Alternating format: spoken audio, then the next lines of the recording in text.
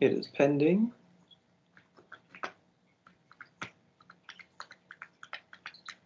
All right, so hey everyone, welcome to the Beacon Club's first meeting. I am super excited to have everyone here and for us to have our first meeting, talk about some really good topics. I'm a little nervous, so bear with me, but by the power of me and my incredible executive board members, I think we can handle this. So I'm going to go ahead and share the PowerPoint.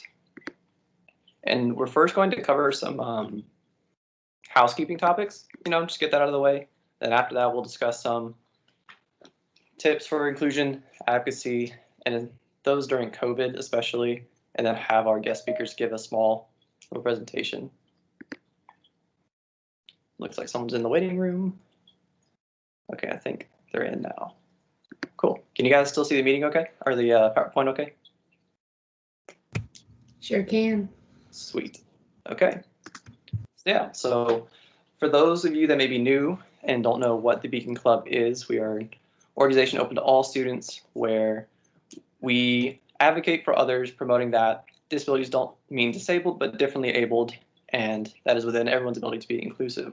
We value the intrinsic dignity of human life and just strive to educate, support, include, and do as much as we can in UL and in the surrounding community. And so we're also a nonprofit organization on campus, and a lot of our funds go to surrounding organizations like Dreams of Acadiana or ODS, so the Office of Disability Services, in order to help students obtain necessary equipment.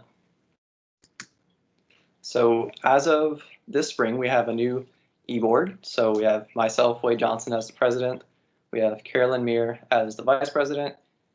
We have Hiba as treasurer, and Maria as secretary, Macy as the fundraising coordinator, Emma as our public relations director, Lindsay and Natalie as our social media committee, Vivian, Peyton, Mary Frances, and Lauren as our community organization committee. So they've all been wonderful this semester. I'm so thankful for them.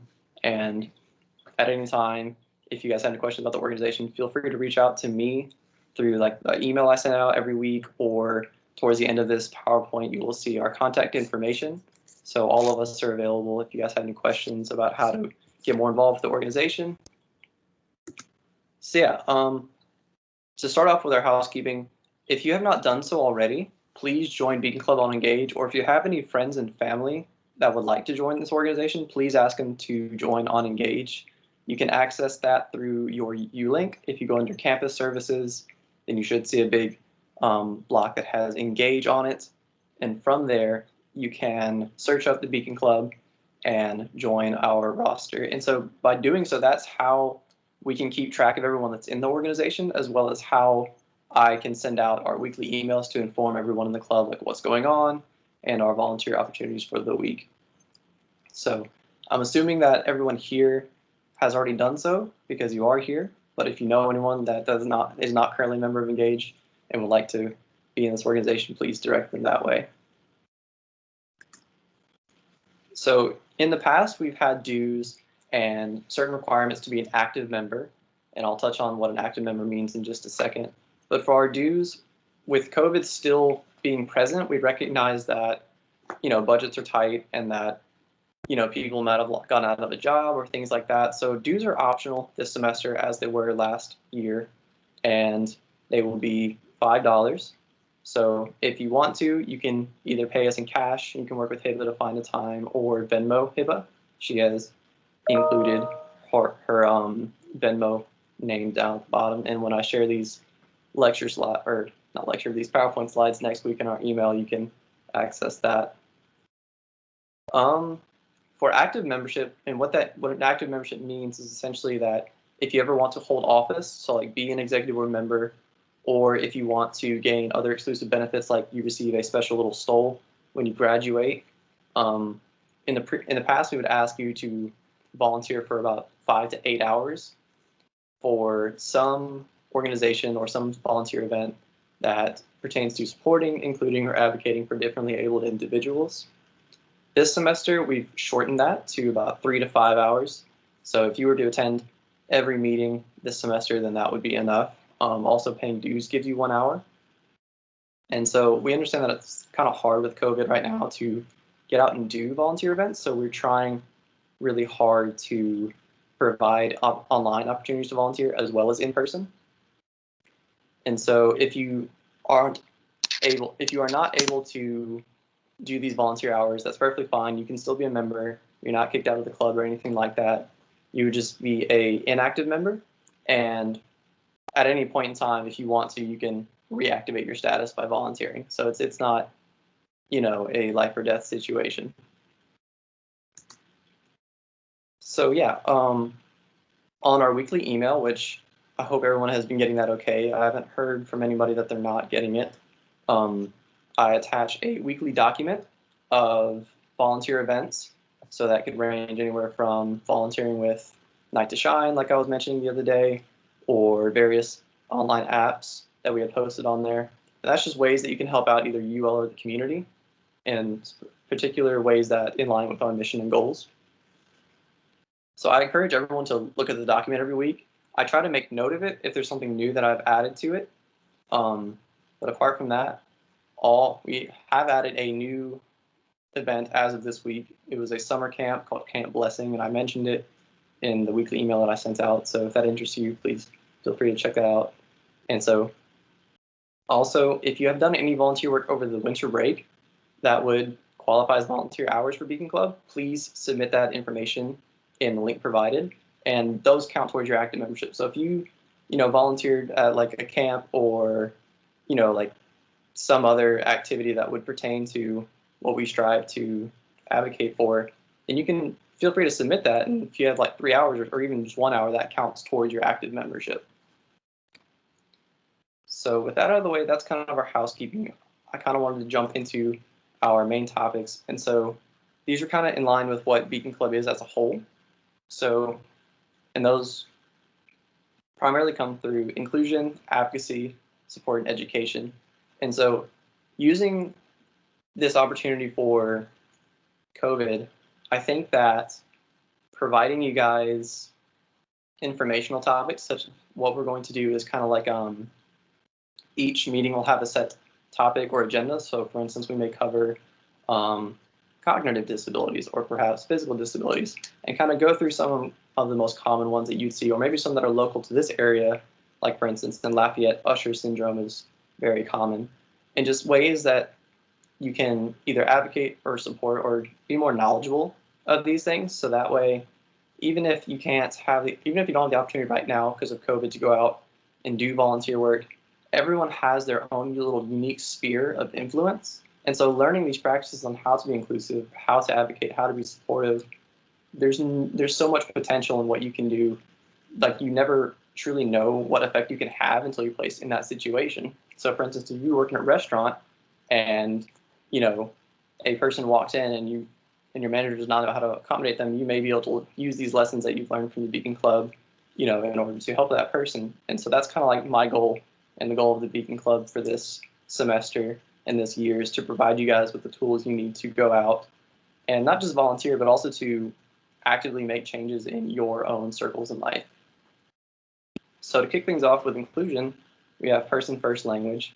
And this is a pretty common topic in modern times. A lot of people focus on using person-first language, which, if you don't know, is recognizing that the way we talk has implications. So we want to say like a person with a disability instead of a disabled person. So like a person with dyslexia instead of a dyslexic person.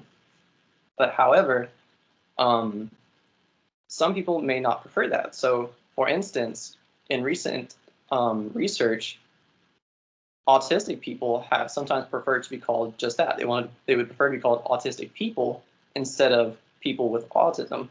And so it's a safe bet to do people first language first, but if they would prefer it, it's totally fine to do identity first language, to say like, okay, he is autistic instead of he has autism. It just depends solely upon what that person desires to be referred to as or called. Because in many cases, like with the deaf culture, that's a really big part of their identity, and so recognizing their desires and like what they hold true to themselves is super important. So then here we have a couple of really solid points on just how to be more inclusive in general. So not really specific strategies, but more just the umbrella terms. So kind of like what we had just discussed, to not make assumptions. If you've met one person with a disability, you've met one person with a disability. It's not hardly ever they're going to be umbrella term or these huge categories where everyone with this is going to want a specific thing. So really, it's up to the individual. Care and support should be individualized. We should ask, we should be mindful, and not, we all know the saying of what happens when we assume things. And in that same vein, to be mindful when we communicate. And so we don't want to speak for other people. Even if we've had previous experience, like say, I might have had done previous work with children with autism, and so I might know something about it. That doesn't give me the right to speak for people or to speak above people. And so in those situations, it's very crucial to preserve autonomy, to let the person speak for themselves, and only really provide assistance should they ask for it, or should, if you ask them, if there's some way you can help, then to go from there.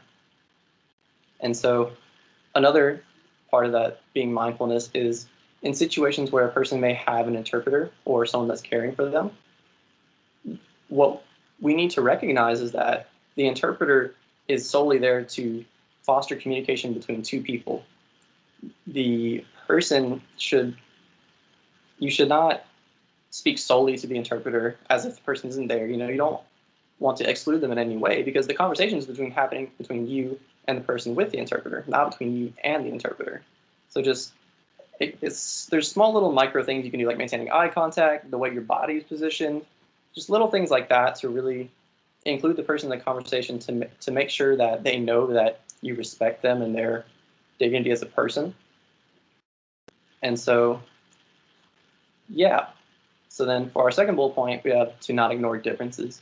And this is a pretty common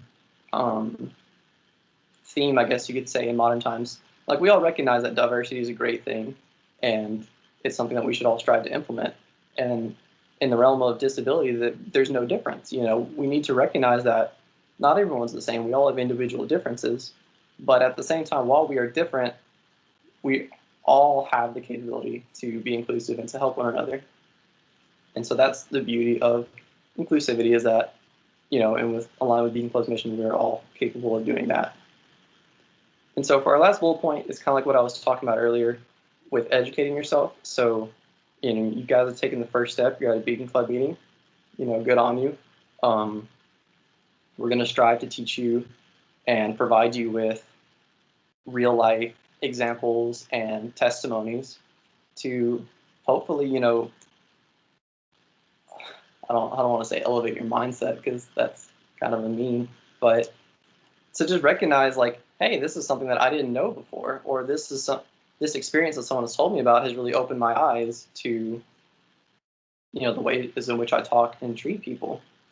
So I think there's a really good point here towards the end, like if you see someone different from yourself, feel free to reach out, as well as, like, using social media has the opportunity to expose you to all kinds of viewpoints and lifestyles.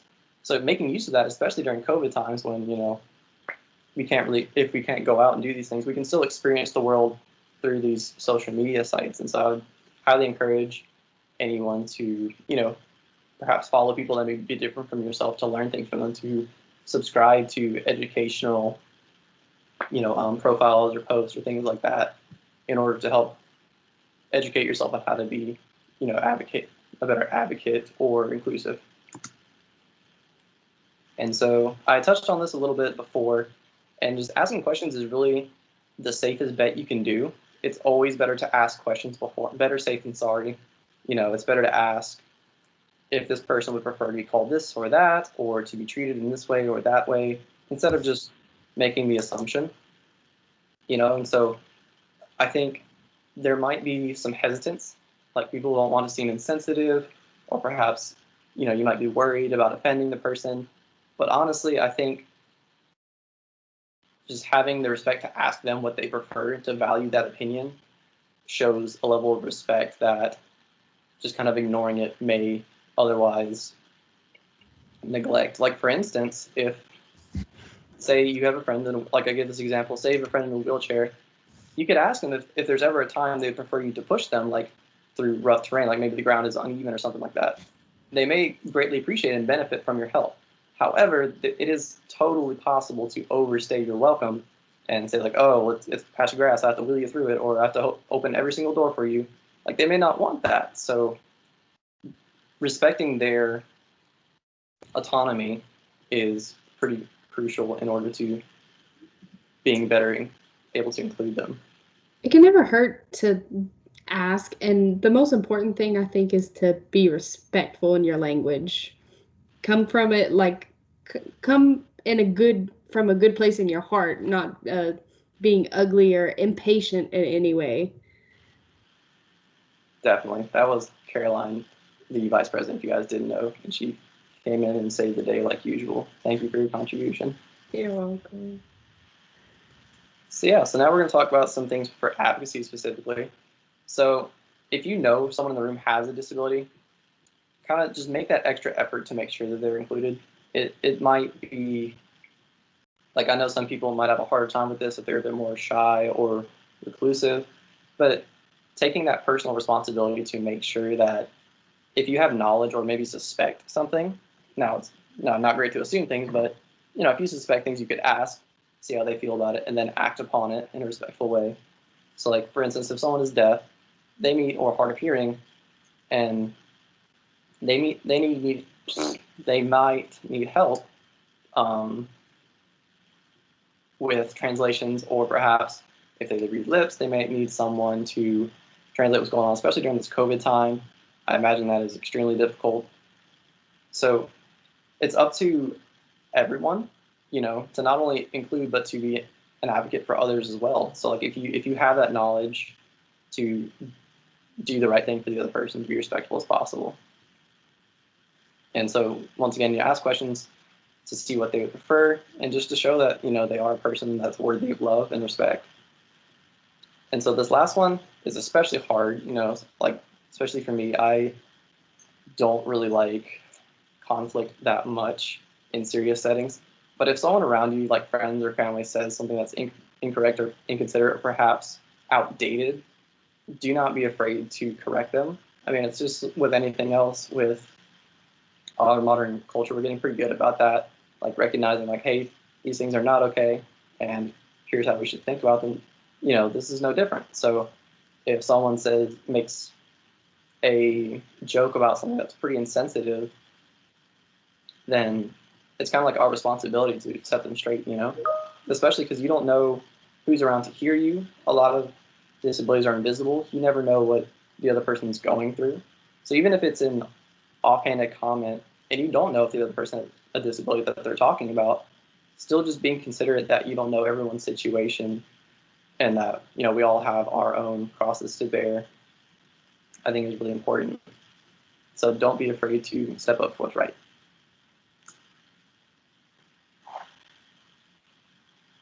Vivian, which page was yours? Was it this one? Yeah, it's this one. Cool. All right, so Vivian would like to discuss this page. Okay, I was worried you wouldn't see my text. I did. Okay, so this one's about accessibility, which is very important for the movement of a person with a disability if they have a physical handicap. And it's very important for those with learning disabilities or even those who struggle to hear or see. So there are several things that you can do as an able-bodied person to incorporate accessibility in your life. You can put accessibility text on social media posts. If you post a video of yourself talking, put closed captions. If you are posting a post on Instagram, you can go and type a description of the post before you post it so that someone that can't see can go and read what the post is. Because if it's a picture, obviously they won't be able to see it. And then like things like ramps and handicap parking spots, don't park in them, don't block them. Other people need them. It's very important not to park, especially in the lines next to a handicapped parking space. I see a lot of people do that because there are some people that need a van to take out a wheelchair and stuff. And if you're blocking that, how's that person supposed to get out of the vehicle? And then there's also handicap stalls in bathrooms. Don't use them. Just don't use them if you do not need it. I always try to avoid using the handicap stall unless it's in a dire emergency or something, because it's not for you. It's for someone with a disability. And then there's also use of assistive technology. I know Teams has a lot of cool things it can do, and so you can teach your teachers about this and say, hey, if you use Teams instead of Zoom, they can do these cool things if you have a student that needs it to be more accessible. Good to go, Wade. Okay. So I think thank you, Vivian. And I think on that last point where she says to make suggestions, I kind of take like a SpiderMan philosophy when it comes to this kind of stuff. Now, I do not have great power. I cannot lift up cars and climb on walls and shoot webs out of my hands. However, I do have the ability to strive to care for my brothers and sisters in this world. And so that's something that we can all do, and we can all try to lead by example in that way. So like if we're aware of something or that we know something's up, it's kind of like our responsibility and our obligation to try and make this place, better for others. Rather than trying to change the world, I guess we can, if each of us were to combine our collective strength with our own little circles and spheres of influence like I was talking about, we could shape the world to make it inclusive for everyone. So it's not a hassle of like, oh, we have to do this, but no, it's just the way the world should be, because with inclusivity, there's no downside to it. For instance, if you look at a ramp to enter a building, anyone can walk up or wheel up the ramp. There's no downside to that, whereas if you were to have a staircase and a ramp at the same time, that kind of may complicate things. But bottom line, that might have been a bad metaphor, is that it's all of our kind of obligations and all of our responsibilities to be aware of and to look out for new ways in order to help the people around us and to lead by example. So during COVID, this has been rough. I don't know about you guys. I mean, I haven't had a haircut in like 8 months. I don't get out the house very much. I didn't beforehand, and now I really don't. So it's kind of hard to volunteer, And so there's not only just that, like it's hard to volunteer and to get out and do things, but also there's new risks that are present because of COVID. So for instance, immunocompromised is not just like one thing, like, oh, they're immunocompromised. Like, there are a range of conditions that would put you at risk for COVID. So I think even if, like, we all agree that wearing masks sucks, they're uncomfortable, they fog up your glasses, yes, but when we think about it in terms of we wear these not to just help ourselves, but to help the people around us, I think that changing that mindset really helps to put it in a more positive light. And so, we need to just be considerate that, I mean, if you're a young and healthy college student and have a good chance of surviving COVID, that's great, but not everyone is like that. And so just being mindful of where we are, what we do, especially with our mask, keeping them on at all times whenever needed, is very crucial. And in that same vein of thought, an individual may not be able to quickly, move away and social distance from someone if they're not wearing a mask. So at that point, it just becomes almost cruel. Like if you as a person are not upholding your responsibility, you are making life unnecessarily more difficult for others, So that's why it's really important, just to follow the guidelines set in place.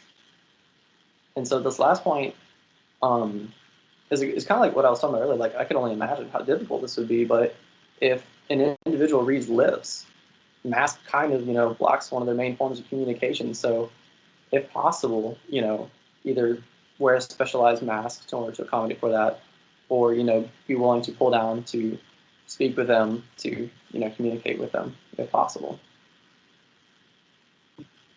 So before we get to Nights to Shine, Lauren's going to talk about this, but before we do so, Liam and Jade, would you guys be fine with doing your little presentation right now? I will back out of this and stop sharing.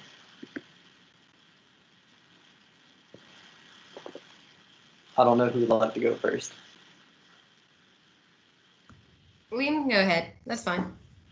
I'm not in any rush or anything. Yeah, I was going to say the same thing, but I'll go first. I don't care.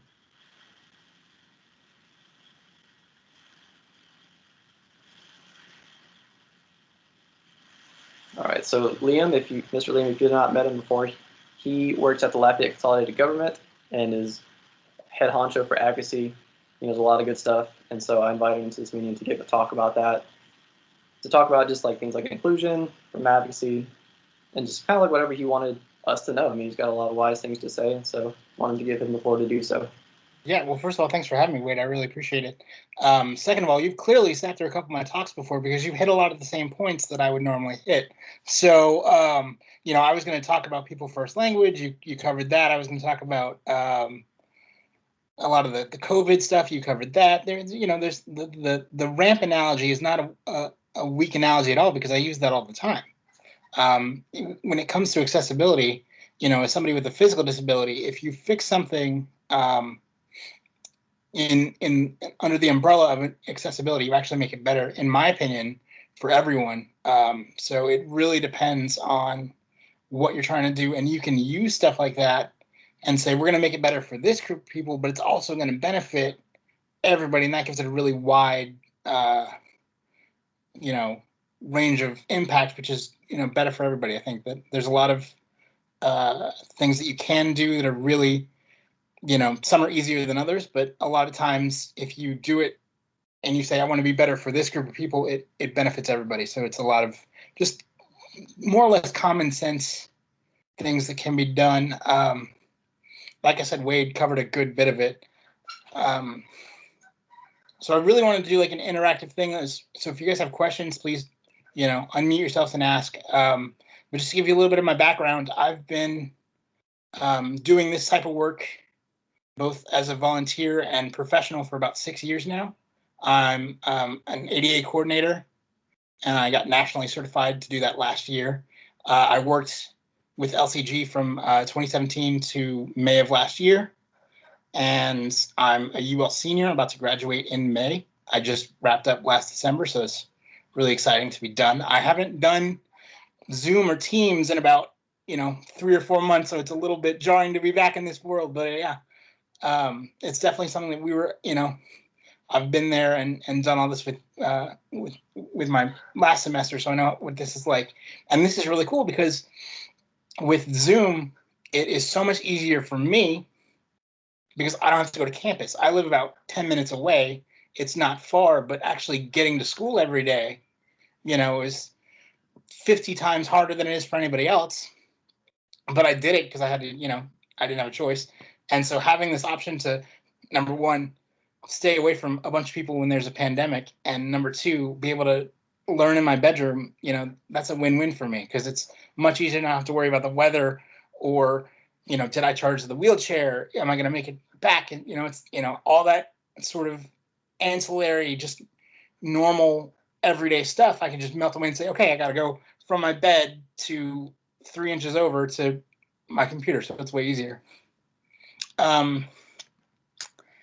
As far as stuff you can do, I want to talk about COVID first because there's been a lot of pivoting that's had to happen. We had to do a lot of pivoting when I was with the city. I left, like I said, in May. But when we were first getting going with this, we really had to figure out how we were going to be able to do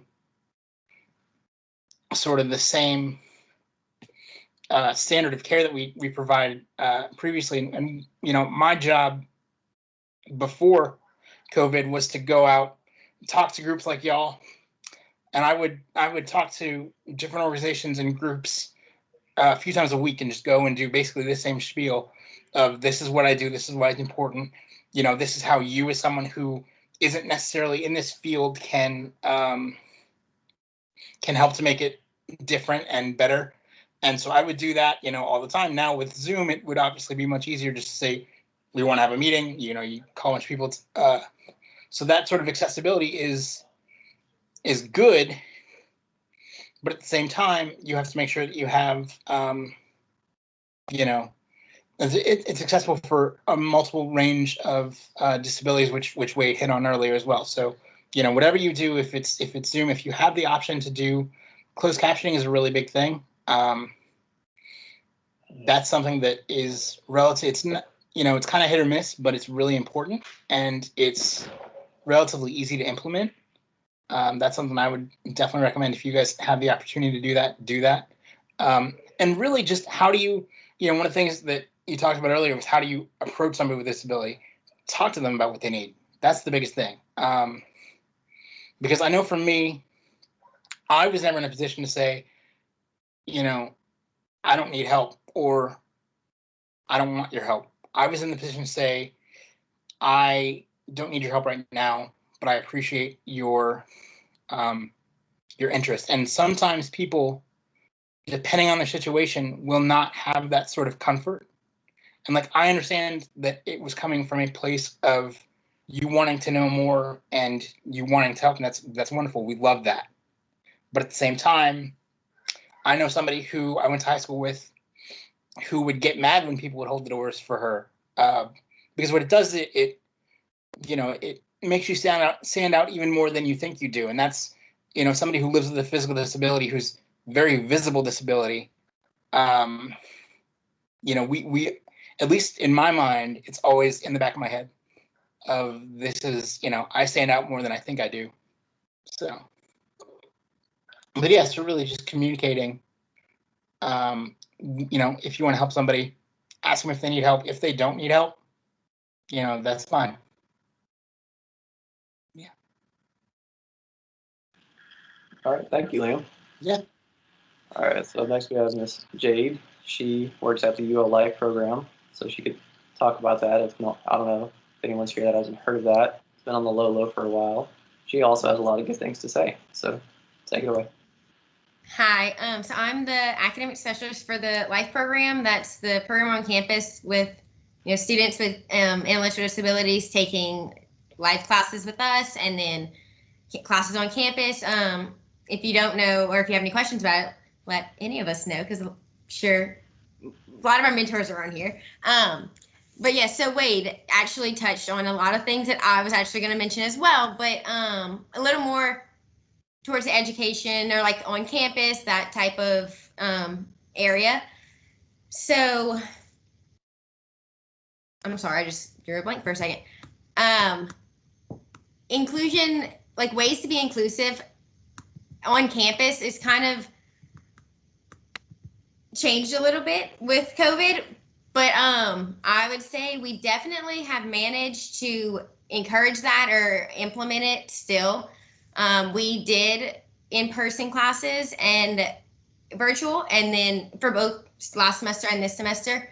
But it's crazy how well it worked, I guess, with all of this technology.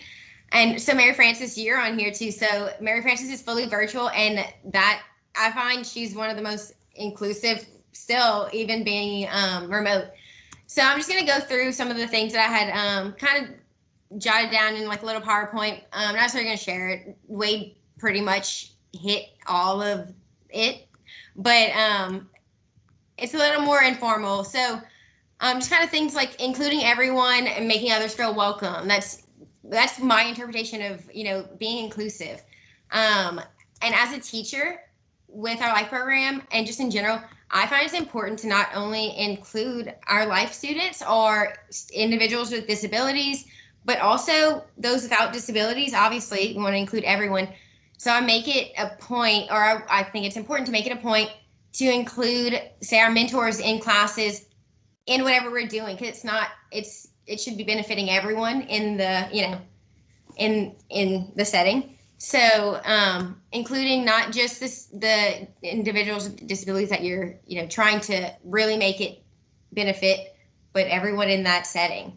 Collaboration and encouraging the interaction. So the more we encourage those interactions, the more we're gonna have an effect on others to continue that.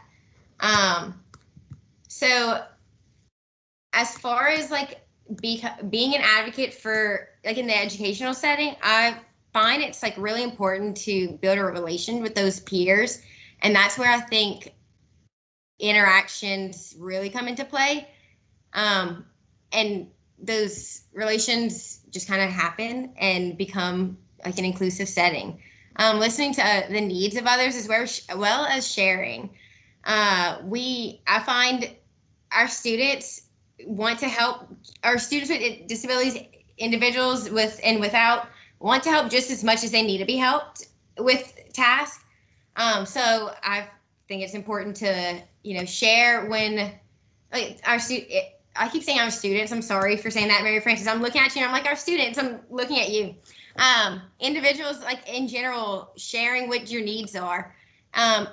Also, when speaking, like Wade said, person first, always find it's important to speak with the student or an individual and not just for them or about them.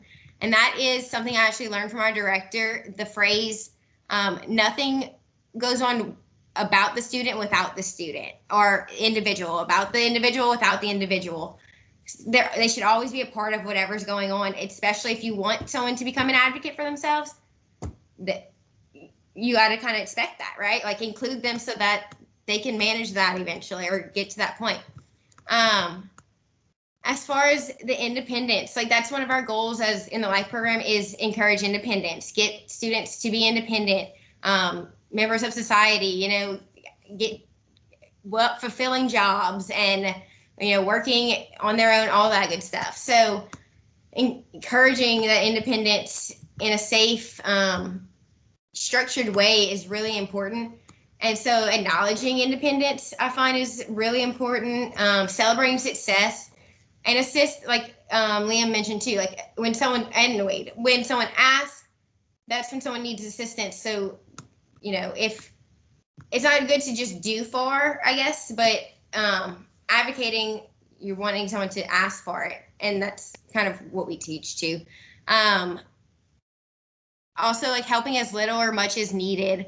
And it's not always gonna be expected, but it's well, recepted. I always tell students one of our big lessons in self-advocacy and advocating in our class for self-advocacy is to always try first, and then if if an individual needs the help in order to advocate for themselves, and I take this lesson for me as well, to know what they're needing help with. So that's something sometimes we struggle with is like, I need assistance or I'm needing something, but what is it that I'm needing? So in order to advocate and know what that is, you have to be able to, figure that out and, express that. It's a big thing that we try and teach within our program. So I try and take that as well. And then as far as spreading awareness, Wade hit this so on point especially with COVID and just in general, social media I find has become one of the biggest ways to spread awareness. Because there's so many great platforms to like help with that, and being aware of like, what's accurate and what we should share and what we shouldn't promote. But asking questions and then using that to inform other people. And it's funny because I'm looking at my PowerPoint, the notes that I made, and it says, don't be afraid to speak up, because Wade literally said, speak up. That's something I struggle with too, just in an outside everyday setting. But, speaking up is the biggest thing we can do to advocate for others, to spread awareness, and then educate yourself, educate, others. That's a huge part of it. And I mean, that's all I do every day is educate. But I think you can't ever like learn enough about any of these topics, about school in general. It's amazing what we can do with everything we're handed, technology and all that good stuff. But inclusion, there's no like reason not to. to promote that and really embed that in everything we do. Yeah, so that's actually, I meant to mention this at the beginning, so I'm also getting my doctorate now in exceptional learners concentration. So I'm kind of looking at both ends, gifted and special ed. So it's, the inclusion goes across the board. Like I'm learning so much more about both ends. It's not, individuals with special needs or individual disabilities. It's inclusion, there's no end at any point, basically. So, yeah, so Wade, you hit everything with so much detail. Thanks. But yeah, thanks for having me too. Thank you, Jade. I would like to make a slight correction. So you and Liam both said that Wade said these things and hit on them, but it really wasn't me. It was this wonderful executive board that I work with. So this was not the Wade show. I did not come up with everything. So I'd like to give credit where it is due. So the executive board are also very wise and very knowledgeable. I forgot to share the PowerPoint. That is awkward. Let me do so now. Also, congratulations on your doctorate, Jade. Thanks. I'm only about halfway done with coursework, so it's a while. We have some time, but thank you. It's getting there. All right, so now for our third celebrity guest star, we have Lauren Lopez to talk about Night to Shine. And she's actually the one that kind of like brought this to my attention, and then I was able to put it in the weekly email. Yeah. Hey y'all, so Night to Shine is hybrid this year. If you guys have ever attended, it's really awesome, very fun. I've volunteered for the past few years and it's just really amazing, really fun time. So this year it's hybrid, meaning that they're going to have a drive-through prom and then they're also going to have a movie night on Zoom, and they need volunteers for both. This is a really wonderful and very fun service opportunity. The volunteer link can be found on the Dreams Foundation Facebook, on the weekly emails, and on the Facebook group for Beacon Club. The drive-through prom starts at 5:30 and it's on February 12th, which is next Friday. You'll be able to participate virtually or in person. However, obviously, like, social distancing will be followed. And if you cannot attend at 5:30, at 7:30, they will have a link for the pre-prom party online. And so that's going to be super fun too. They really need volunteers. And like I said, it's a really good opportunity. It's very fun. And it happens once a year. And I know a lot of students in the Life program go, and a lot of students with the Dreams Foundation, which we work with a lot, go. So it's super fun and it'll be a good time. All right, thank you, Lauren. So yeah, I've gone, this would be my third year going, had a blast every time. I think this year they're doing like a costume theme, so I might have to put on my SpiderMan onesie again. So hopefully I could see everybody there. I think it'll be a great opportunity. Let's see.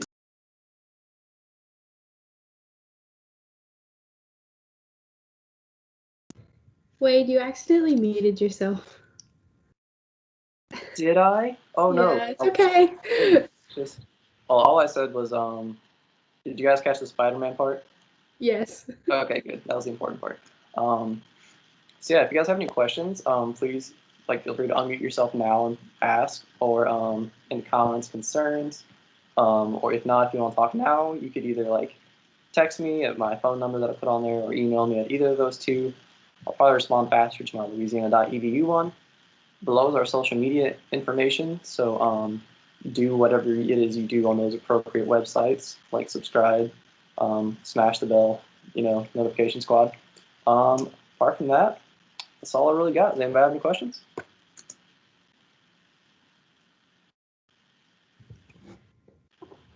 And we're also going to post these slides, not only going to send them in the email, but we're also going to post them on the Facebook group and the Facebook page. And so if you ever want to go look back at them for some reason or need a link that's on here, they'll be accessible in multiple places. Mm-hmm. So yeah, we'll try to keep you guys in the loop as much as possible. I think currently our next meeting is going to be discussing several physical disabilities. As to what they are specifically yet, we're still working on getting some guest speakers to come and talk. Apart from that, that's all I really had. So I guess I'll end the recording now. And thank you all for coming. Hope you have a wonderful Tuesday night. Hope you have a great rest of the week. Good luck with any exams that are upcoming. And I'll keep you guys in the loop on weekly email. So take care, everyone.